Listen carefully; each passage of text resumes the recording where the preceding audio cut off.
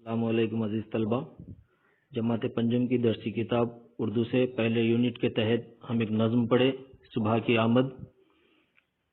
ہم اس نظم کو پڑھے، سمجھے اور مشکل الفاظ کے معنی بھی ہم معلوم کر چکے زوم کلاس کے تحت۔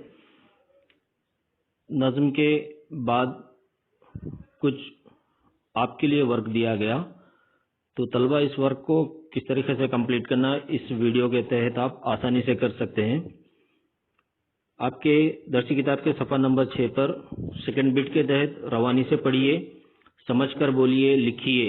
اس کے اندر الف نظم پڑھیے اور خالی جگہوں کو پر کرتے ہوئے مصرے مکمل کیجیے۔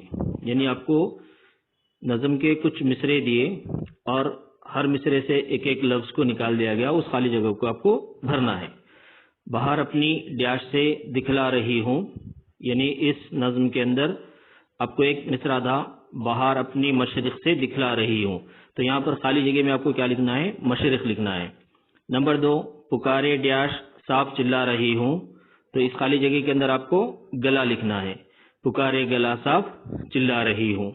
نمبر 3، درختوں کے اوپر ڈیش چہ چہا ہے، اس ڈیش کے اندر خالی جگہ کے اندر آنا عجب، درختوں کے اوپر عجب چہ چہا ہے۔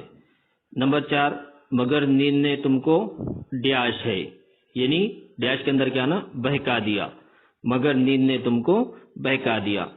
اس کے بعد نمبر 5، ڈیش کو مسجد کے میں نے اٹھایا، تو یہاں پہ خالی جگہ جو ہے، جو ڈیش کے اندر کیا نا؟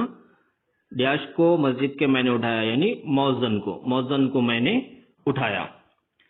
اب اسی طریقے سے لفظیات جو استعداد ہے اس کے اندر بے نظم پڑھیے اور ہم آہنگ الفاظ لکھیے۔ تو نظم پڑھیے اور ہم آہنگ الفاظ کو لکھنا ہے۔ مثال کے طور پہ آپ کو دیا یہاں پہ کھولو بولو۔ اسی طریقے سے نمبر 1، بڑھایا۔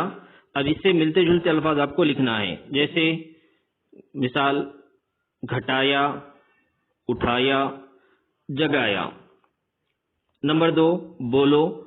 اب اس کے ملتے جلتے الفاظ، مثال ٹٹولو، دھولو، کھولو۔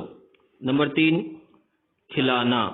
اب اسی طریقے سے اس کے ملتے جلتے الفاظ، پلانا، بلانا، جلانا۔